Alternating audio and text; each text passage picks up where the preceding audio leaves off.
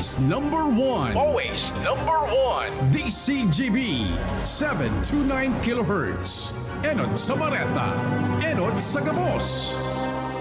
Ang DCGB, miyembro kan KBP, kapisanan ng mga broadcaster ng Pilipinas. Ang oras niya to mga tugang alas 12:04. Ipinipresentar kan Radyo DCGB ang kabilugan kan mga baretang kinalap kan pinagsarong puwersa kan News Center asin Mega Force Patrol. DCGB Bareta alas 12. DCGB Bareta alas 12. Mga pinakahuling pangyayari sa Kabikolan, sa nasyon asin ibang parte kan kinaban. Ibabareta na ngunyan. DCGB Bareta alas 12. Ngunyan ang sa inyong tagapagbareta. Diyos maray na odto sa Indogabos mga tugang ngunyan na aldaw nin Biyernes, Nobyembre 14, 2025. Ini ang bareta alas 12. Kami po ang sa Indog mga tagapagbareta. Ako po si Gina Ritterly. Ako man po si Bert Nunez. Headlines kan darakulang mga bareta. Sa lado lokal board member Marunilla ipig pangapudan ang pagpakaray kan sistema nin bolos nin trapiko sa Busay Daraga Albay. 5.4 million pesos kantidad ning danyo sa sektor kang agrikultura nanutaran sa Daraga Albay matapos ang pagrapado kan Super Typhoon Uwan. Daraga PNP na i-turnover na sa Albay Wildlife Park ang na-rescue na reticulated phyton.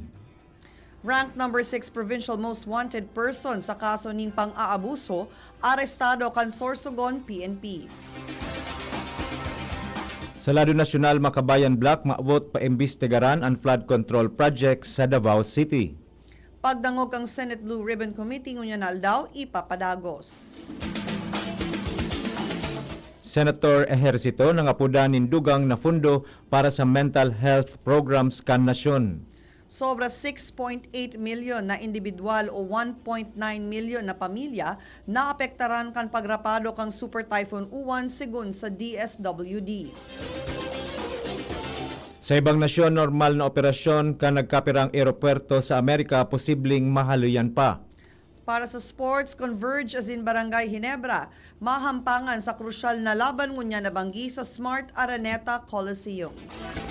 Iyan po ang headlines ngunyan sa detalyes kan mga bareta. Ang baretang ini hatod sa Indukan. Plemex for Kids. Mommies, agapan agad ang ubo at plemang nakabara. Pambatang lagundi. Plemex! Ipinagpangapoda na sa sangguniang panlalawigan ng Albay ang oroal daw na problema sa bulos ng trapiko dahilan kan pinagkukonstruhir na tinampo sa barangay Busay, Daraga Albay. Sa iyang mensahe ipinaabot ni Albay 3rd District Board Member Das Marunilla, sinabi kay ning kulog sa payo ang pinagdadara kan trapiko dahilan tadaing malinaw na rerouting scheme na pinapautob sa lugar.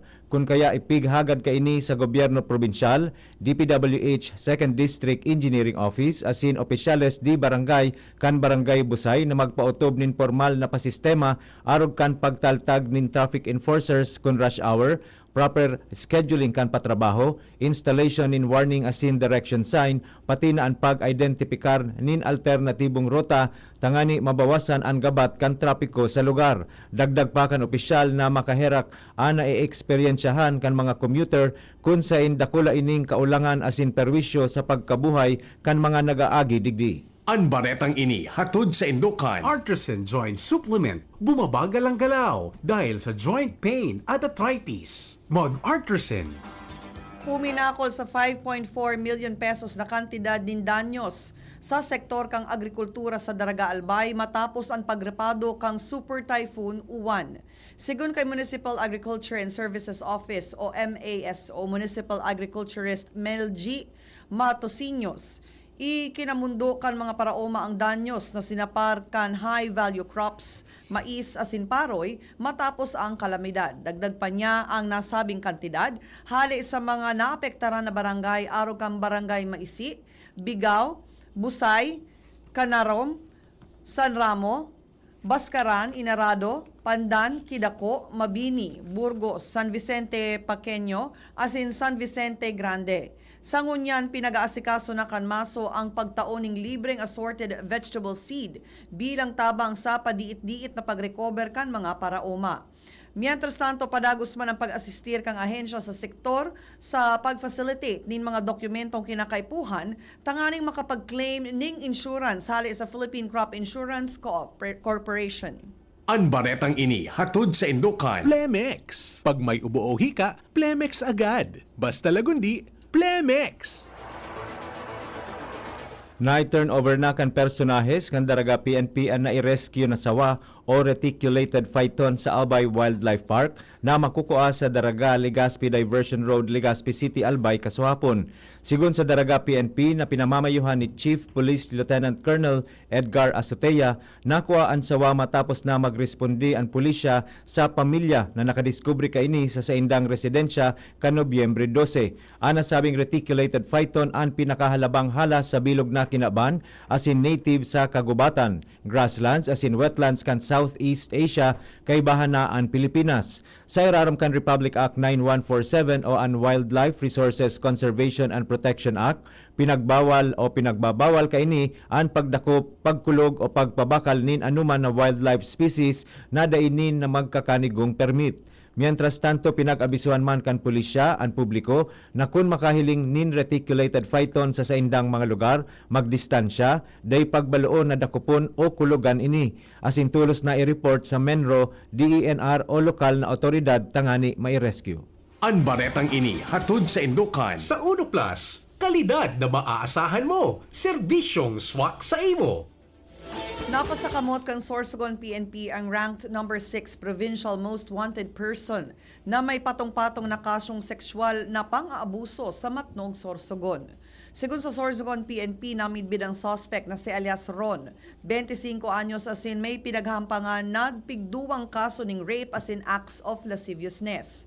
Ang operasyon basado sa warrant of arrest sa nasabing mga kaso kung saan may pinagtagamang 180,000 pesos na piyansa kada saro.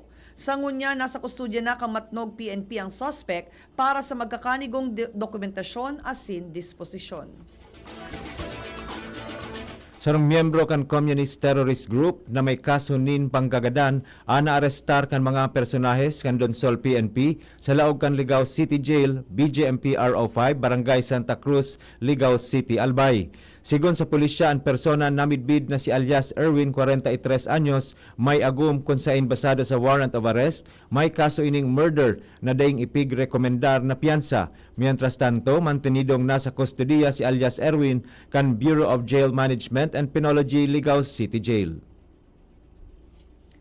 Pinag-iengganyan ni Kamalig Mayor Caloy Baldo ang mga Kamaligenyos na regular na i-check o hilingon ang saindang mga linya ning tubig. Sigun sa alkalde, katukod inikan insidente sa barangay Tagaytay kung saan nagrereklamo ang mga residentes na wala ning tubig alagad kang hilingon kang tuber, may supply ning tubig alagad day nakakaabot dahil tamay tagas ang tubo. Dagdag pa ni Baldo na kung may mga tagas o rautan linya, tulos ining i-report sa Kamalig Water District sa 0916-519-2981. Pinag-aabisuhan man kang opisyal na ang publiko na ugalio na magtipon ng tubig dahilan ta gabos na source o pumping stations sa munisipalidad unoperated ning motor na nakadepende sa kuryente asin bako na ini free flow arog kandati. Balik eskwela na po sa aga, Nobyembre 15 ang gabos na level sa pampubliko asin pribadong mga eskwelahan sa Bakakay, Albay. Sigun kay Bakakay Mayor Nuki Bombales, lifted na ang suspension kan face-to-face classes sa mga eskwelahan sa munisipalidad. Magigirumduman na sinuspindi ini kan alkalde kan Miyerkules dahilan kan naging epekto kan Super Typhoon Uwan. Katakod kay ini sa ngunyan, sigun sa Aleco, nasa 13 sa 56 na barangay sa munisipalidad ang napailawan na mantang padagusman na naeksperyensyahan kan mga residentes ang kakulangan o kawaranin supply nin tubig. Pinag-opisir na kan lokal na gobyerno kan Kamalig, Persons with Disability Affairs Office o PDAO, asin iba pang opisina ang libreng psychiatric assessments sa second floor Metallic Hall Municipal Building, Kamalig, Albay. Sigun kay PDAO Head Ninette Liasos, ang mga residentes ka munisipalidad na may mental conditions an ipapasairarom sa nasabing libreng serbisyo. Dagdag pa niya ang nasabing lakdang dakulang importansya para sa mga individual na may mental conditions, partikular na ang mga dai makabisita ng personal sa mga clinics. Sinabi man kaini na pakatapos kang assessment, sunod na lakdang ang referral sa Municipal Health Office para sa medikasyon asin kung kinakaipuhan, follow-up check-up. Abangan pa ang ibang mga bareta sa pagbabalik kan Bareta alas 12. Pre, makinig ka muna. Payong kaibigan lang ha. Work hard, play hard. Yan ang motto ko dati. Pero nakakapagod din pala katagalan. Sa gitna ng lahat ng mga puyat, inom at pagkain ng masasarap, kasama na ang oily at fatty foods, kailangan pa ring bantayan ang kalusugan. Tamang kontrol ang kailangan. Katuwang ko, ang Liverade. May silimarin na maaring makatulong protektahan ang atay. Cheers to more good times. Be a liver lover.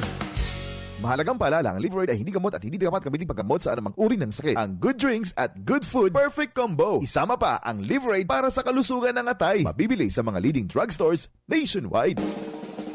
May iba't ibang karamdaman ka ba gaya ng high blood pressure, diabetes, sakit sa puso, sa kidney, sa atay, may myoma, na stroke, may gallstones, cancer at marami pang iba? Ang Amazing 4 ng Miracle Health Corporation ang subukan mo. Makakatulong dahil mula ito sa epektibong Amazing Trio at mas lalo pang pinalakas dahil sa Mega 1 na mayroong 21 sangkap. Subok ng nagpapalakas ng immune system at marami na ang mga natulungan na mayroong iba't ibang karamdaman. Huwag nang patagalin pa.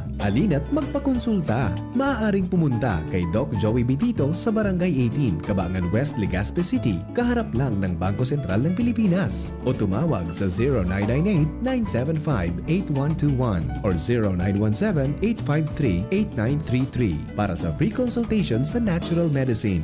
Mapapanood din ang serbisyong natural, kalusugan at bayanihan sa YouTube channel at sa Facebook page na Doc Joey Bitito. Inihahatid ng PhilHealth ang mas pinalawak na primary healthcare package para sa lahat ng Pilipino. PhilHealth Konsulta. Magparehistro na sa pinakamalapit na konsulta provider para sa inyong health risk screening at konsultasyon. Maaaring maka-avail ng mga gamot at laboratory test batay sa rekomendasyon ng primary care provider. Pumunta sa aming official website www.philhealth.gov.ph para sa mga detalye. Bawat print, bawat tahi, walang sablay. Sa Hairprint, ang quality laging tunay. T-shirt man o polo, lahat panalo. Dito sa amin, wala kang talo. KTF Sublimation, heat press din embroidery pa. Ang linis tingnan sa'kin, kahit anong style kaya namin gawin. Hairprint ang sagot, walang kapantay, lahat ng orders pasok sa husay. Hairprint ang sagot, walang kapantay, sa bawat design, tiwala mo'y taglay. Gusto mo ba ng kulay na buhay o simpleng design na astig ang taglay? Kami ang bahala, walang kaproble-problema. Sa Hairprint, sigurado kang astig ang resulta.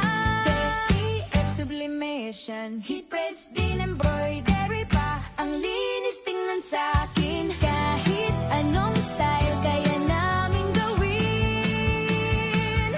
Hairprint ang sagot, walang kapantay, lahat ng orders pasok sa husay. Hairprint ang sagot, walang kapantay, sa bawat design, tiwala mo'y taglay. Nagdadangog ka mo sa DCGB. Always number 1, always at your service. Balik po kita mga tugang sa Bareta alas 12 para sa detalyes kan mga bareta sa Lado Nasyonal asini Bapa. Ipigbusol kan miyembros kan Makabayan Block an resolusyon tangani paimbestigaran ang mga questionabling flood control projects sa Davao asin Matina Rivers na nagkakantidad din 4.4 billion pesos. Sigun kay House Deputy Minority asin ACT Teachers Party List Representative Antonio Tino na nangenot sa pagbusol kan House Resolution 464, maawot ninda na magkundisyon kondusir nin joint investigation an House Committees on Public Accounts as in Public Works and Highways tangani mahiling an hiwas kan irregularidad, maaraman ang mga responsable digdi asin makapagrekomendar nin isa sa angat na kaso. Sigun kay Tinyo, nasa indang na pag-araman ang irregularidad sa 80 na flood control contracts sa Primer Distrito, Davao City na pinagre-representar ni Paulo Duterte. Sa 80 proyekto, 49 digdi ang pinagsasabing congressional insertions. Padagos ang pagdangog kang Senate Blue Ribbon Committee ngunya na aldaw apesar kan pagpaaram ni dating Senate President Juan Ponce Enrile.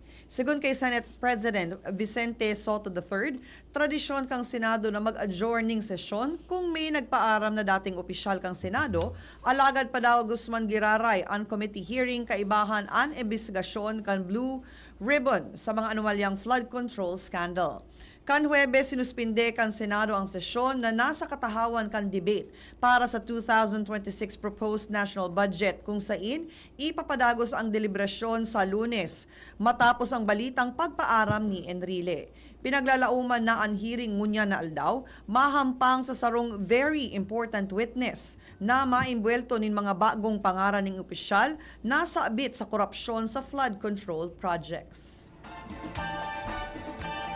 Nangapudan si Senate Deputy Majority Leader J.V. Ejercito nindugang na fundo para sa pagpapakusog nin mental health program asin service, lalo pa nagdadakol ang mga Pinoy na nakikipaglaban sa anxiety, depression asin iba pang mental concerns. Nakipaghuron si Ejercito sa Philippine Council for Mental Health tangani maaraman ang mental health initiatives sa irarom kan leyes asin iba pang mga katakod na lakdang. Sa irarom kan UHC Act, sinabi ni Ejercito na may fundo ang gobyerno sa dakul na mental health services kaibahan na ang konsultasyon, access sa maintenance medicines as in hotlines aron kan National Center for Mental Health. Nagkapirang mga ospital man kan DOH as in rural health units ang nagtataon in libreng mental health medicines as in therapy sessions. Puminakol na sa sobrang 6.8 million individuals o 1.9 families ang naapektaran sa pagrapado kang Super Typhoon Uwan sa nasyon segun sa Department of Social Welfare and Development o DSWD. Ang datos hali sa 14 regions na tinamaan kan bagyo. Sa latest na ipinalawas na report kan DSWD Disaster Management Response, buminaba na ang bilang kan mga mantenido sa mga evacuation centers sa 82,000 na families o 292,74 individuals.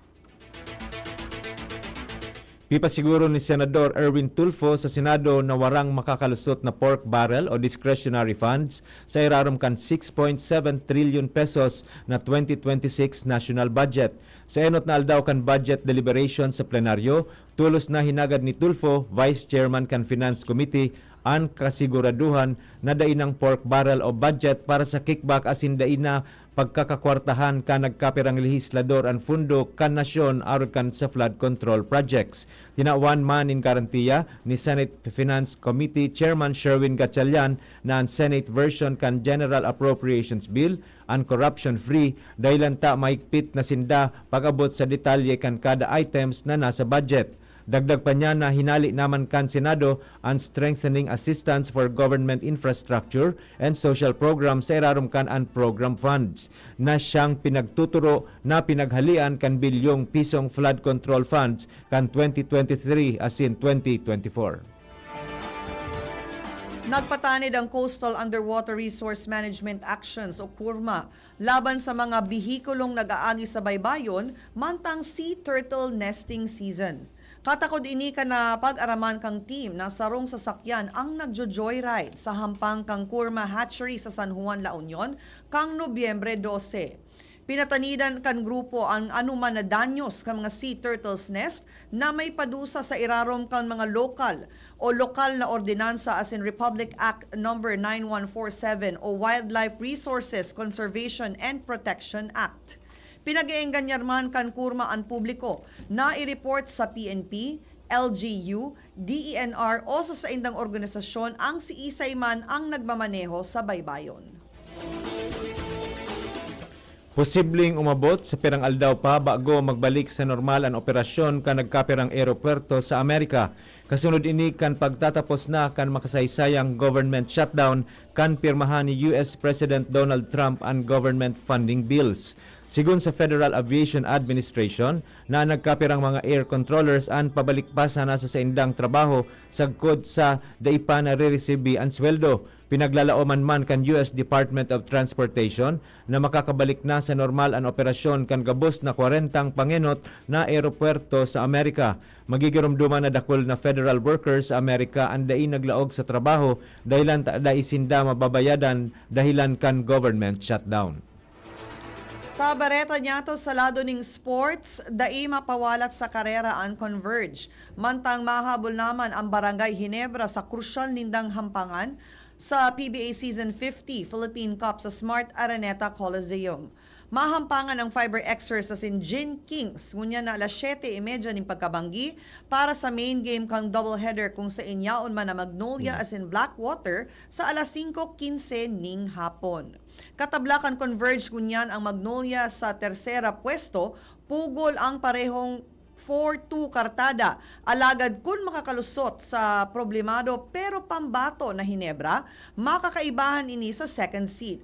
Halo-halo sa ngunyan ang number 2 na NLEX. Rain or shine as in reigning champion na San Miguel sa 5-2 baraha sa likod sa nakan leader na Talk and Text na may 5-1 na score.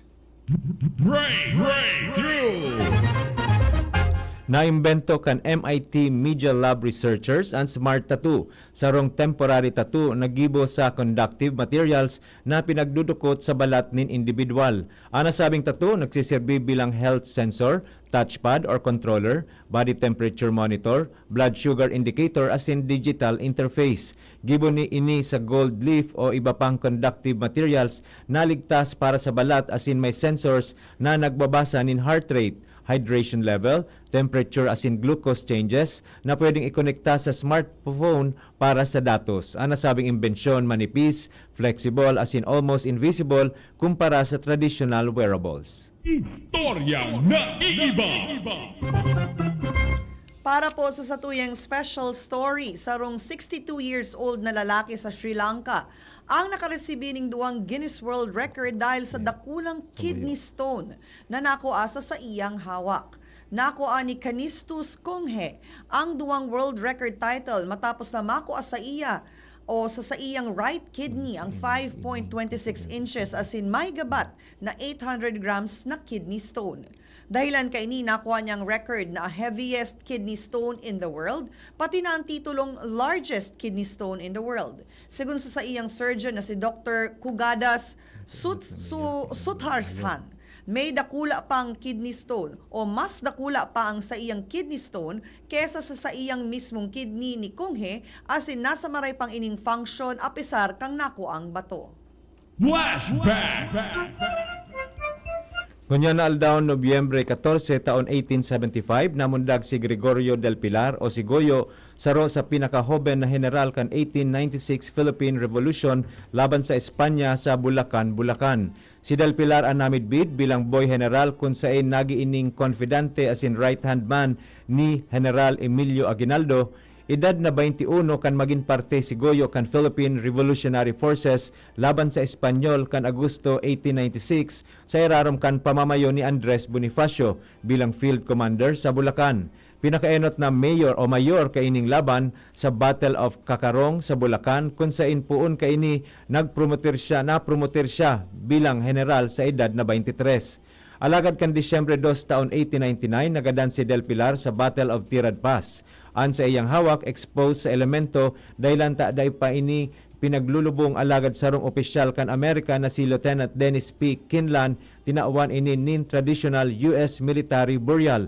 Na-recover ang diary sa hawak ni Del Pilar kung saan nakasurat, "The general has given me that pick of all the men that can be spared and ordered me to defend the pass. I realize that a terrible task is given to me, and yet I feel that this is the most glorious moment of my life.